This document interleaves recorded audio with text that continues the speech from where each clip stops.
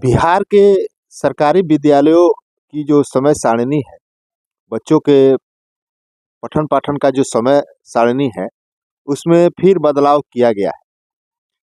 नमस्कार, मैं हूं शंभुनाथ महतो और आप देख रहे हैं हमारा यूट्यूब चैनल शंभुनाथ ब्लॉग्स।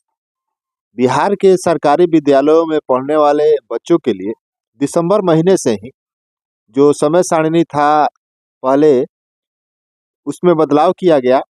अब जो समय सारिणी जो अभी चल रहा था वर्तमान में 9:30 से लेकर 4 बजे तक, बच्चों के लिए 9:30 से 10 बजे तक जो है प्रार्थना, राष्ट्रगान, साफ सफाई सब कुछ हो जाता था और 10 बजे से कक्षाएं संचालित शुरू हो जाया करती। अभी वर्तमान में वही समय सारिणी चल रहा है और 4 बजे बच्चों के लिए भी और शिक्षकों के लिए भी छुट्टी हो जाया करती है। लेकिन पत्र जारी किया गया है कि जो बच्चों के जो पठन पाठन से संबंधित जो है, क्या निर्देश जारी किया गया है, हम पूरे विस्तार से आपको बताएंगे।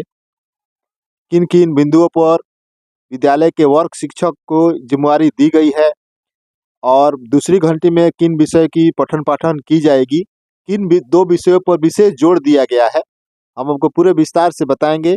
उससे पहले आप सभी बंधुओं से एक छोटा सा आग्रह है, यदि आप हमारे चैनल पर नए हैं तो हमारे चैनल को सब्सक्राइब कीजिए और बेल आइकन दबाना न भूलें।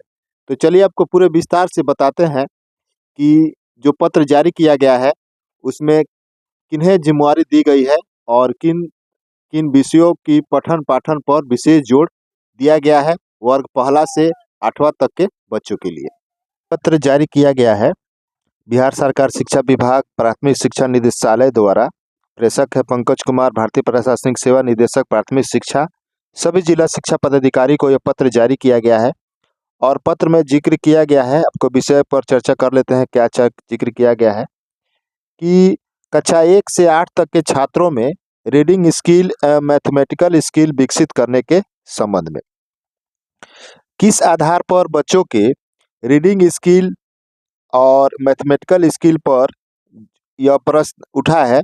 क्या कारण है कि बच्चों के रीडिंग स्किल और मैथमेटिकल स्किल वर्ग पहला से 8वां तक के छात्रों को विकसित करने पर जोर दिया जाएगा, और इस पर चर्चा कर लेते हैं।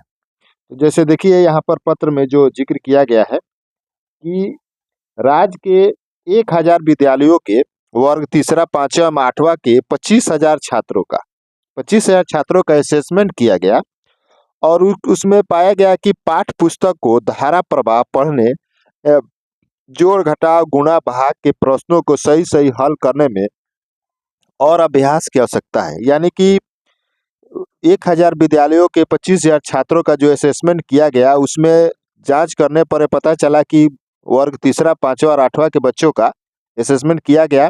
बच्चे धारा प्रवाह पढ़ नहीं कर सकते हैं और जोड़ घटाव गुणा भाग के प्रश्नों को सही सही हल नहीं कर पाते और उसमें अभ्यास की आवश्यकता है।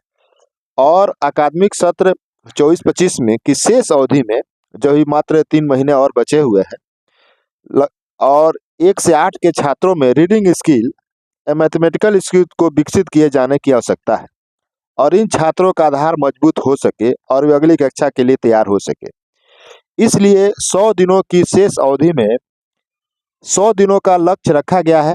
इन 100 दिनों में बच्चों के धारा प्रवाह, वर्ग पहला से 8वां के बच्चे धारा प्रवाह से हिंदी पढ़ सके और वर्ग पहला से 8वां के बच्चे जो है जोड़ घटाव गुणा भाग के प्रश्नों को सही से हल कर सके। इसके लिए 100 दिनों की एक कार्य करवाने के लिए, निम्नांकित कार्रवाई करने के लिए लक्ष्य रखा गया है। 100 दिनों का लक्ष्य रखा गया है और क्या क्या है देखते हैं।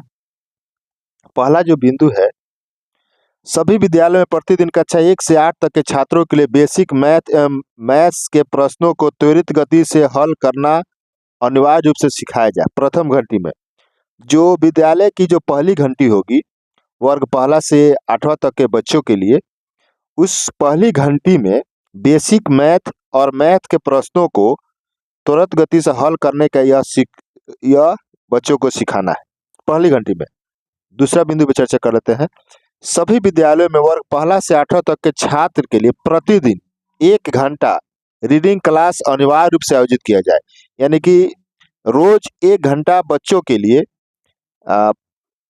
रीडिंग करना है। हिंदी के ही पाठ्य पुस्तक का या जो भी पाठ किताब है उसका रीडिंग करना बहुत विशेष जरूरी है 1 घंटा के लिए। और जिसमें प्रत्येक बच्चे को पाठ्य पुस्तक सीखना चाहिए। यह द्वितीय घंटी में, यह दूसरी घंटी में होगी। यह कार्य जो होगा वो द्वितीय घंटी में होगी। पहली घंटी में मैथ है, बेसिक मैथ है, मैथ से प्रश्नों को हल करने के सिखाया जाएगा।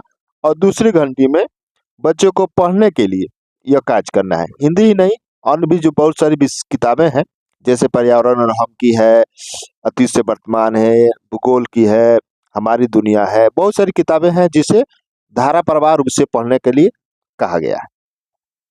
और तीसरा बिंदु देखिए, इसके लिए वर्ग शिक्षक जिम्मेवार होंगे जो क्रमानुसार कक्षा के प्रत्येक बच्चा से पाठ पढ़ाएंगे एवं गणित के बेसिक प्रश्न हल करवाएंगे। अब इसके लिए वर्ग शिक्षक को जिम्मेवारी दी गई है ताकि वे प्रत्येक बच्चा से पाठ पढ़वाएंगे और गणित के बेसिक प्रश्न हल करवाएंगे। इसके लिए वर्ग शिक्षक जिम्मेवार है, वे बच्चों से पाठ पढ़वाना है और गणित के बेसिक प्रश्नों को हल करवाना है। चौथे बिंदु पर चर्चा कर लेते हैं।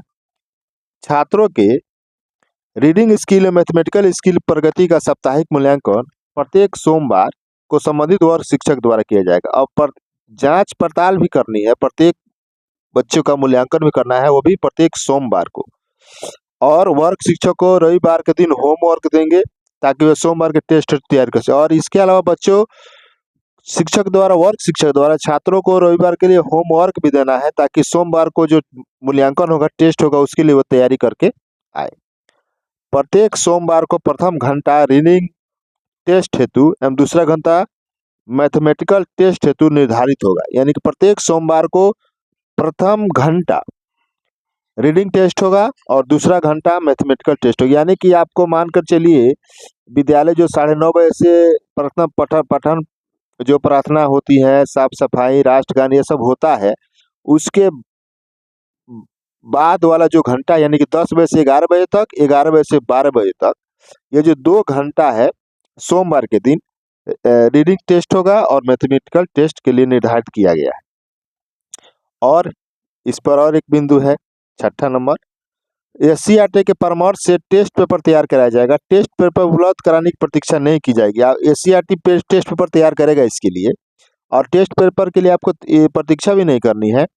और वर्ग शिक्षक अपने स्तर से टेस्ट पेपर तैयार करेंगे। वर्ग शिक्षक को अपने स्तर से टेस्ट पेपर तैयार करना है और छात्रों का मूल्यांकन करना है। इसके लिए वर्ग शिक्षक को ही ज्यादा जिम्मेवारी दी गई है।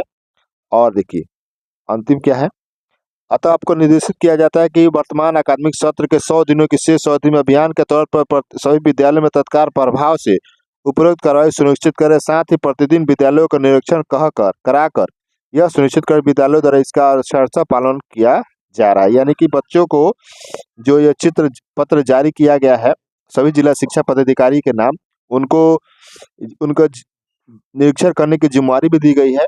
और वे विद्यालयों का निरीक्षण करेंगे और ये जांच करेंगे कि विद्यालय में यह अक्षरशः पालन किया जा रहा है या नहीं। यही पत्र जारी किया गया है। तैयार हो जाइए आप सभी शिक्षक बंधुओं। 100 दिनों का जो लक्ष्य रखा गया है, उस 100 दिनों की लक्ष्य को पूरा करने के लिए, रीडिंग स्किल, मैथमेटिकल स्किल को पूरा करने के लिए, अगर आपको हमारा यह वीडियो अच्छा लगता है तो इसे दोस्तों बंधुओं में शेयर कीजिए ताकि वे भी इसका लाभ उठा सके। तब तक के लिए मिलते हैं दूसरे वीडियो में। जय हिंद, वंदे मातरम।